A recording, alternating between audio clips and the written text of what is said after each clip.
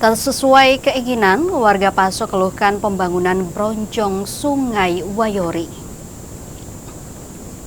Warga RT 58 RW 13 Dusun Wayori, Desa Paso, Kecamatan Baguala, Kota Ambon, mengeluhkan proses pembuatan bronjong sungai yang dinilai tidak sesuai seperti yang diajukan.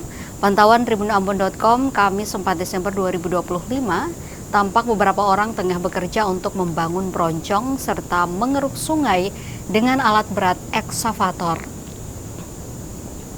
Pengerjaan ini diketahui dilakukan oleh Badan Penanggulangan Bencana Daerah atau BPBD Provinsi Maluku, dimulai pada Senin 1 Desember dan masih berjalan.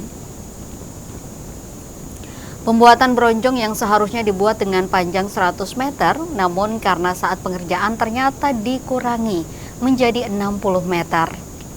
Padahal sebelumnya para perangkat desa bersama masyarakat yang terdampak sudah berkoordinasi bersama bersama pada bulan November lalu. Masyarakat mengajukan untuk pembuatan bronjong hingga 90 meter. Hal ini sudah disepakati desa dan sudah disurati. Namun setelah pengerjaan, hasil pengajuan yang sudah disepakati bersama dan di lapangan ternyata tidak sesuai.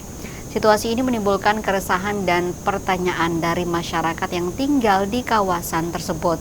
Salah satunya oleh Alvin Belianan, salah seorang warga Dusun Wayori.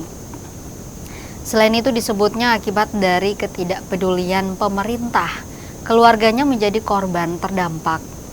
Mirisnya, mereka harus membuat rumah kedua kalinya untuk menjauhi dari luapan Sungai Wayori yang mengikis tanah.